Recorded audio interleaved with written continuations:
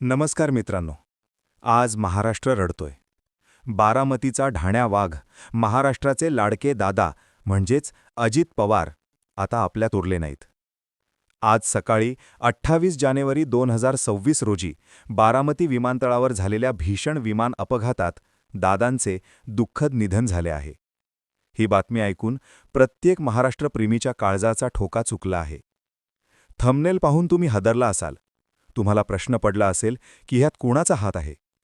पण मित्रांनो, ही वेळ आरोप प्रत्यारोप करण्याची नाही, तर सत्य जाणून घेण्याची आहे.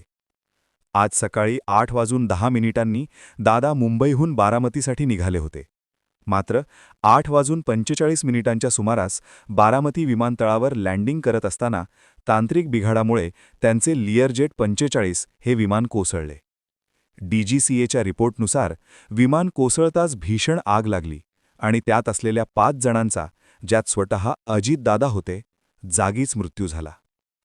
आता सर्वात महत्त्वाची गोष्ट, सोशल मीडियावर सध्या काही अशा प्रकारचे फोटो आणि अफवा व्हायरल होत आहेत ज्यात या अपघाताचा संबंध थेट शरद पवार साहेबांशी जोडला जात आहे. काही लोक त्यांच्यावर गंभीर आरोप करत आहेत. पण मित्रांनो, एक जबाबदार नागरिक म्हणून मला तुम्हाला सांगायचं आहे की या अफवांना अजिबात बळी पडू नका.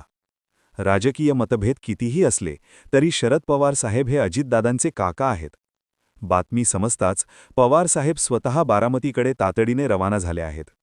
सुप्रिया सुळे आणि सुनेत्रा वहिनी देखील दिल्लीहून बारामतीसाठी निघाले आहेत.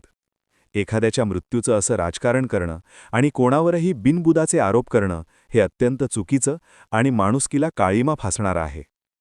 अजितदादा म्हणजे प्रशासनावर मजबूत पकड असलेला नेता. बारामतीचा चेहरा बदलणारा हा विकास पुरुष आज आपल्याला सोडून गेला आहे.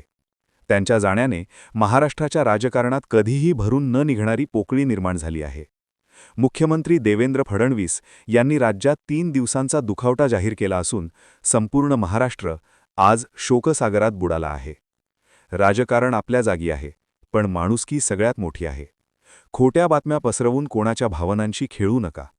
अजितदादांना आपली खरी श्रद्धांजली हीच असेल की आपण शांतता राखू आणि अफवांना अटकाव करू. ईश्वर अजितदादांच्या आत्म्यास चिरशांती देवो आणि पवार कुटुंबाला या दुःखातून सावरण्याची शक्ती देवो.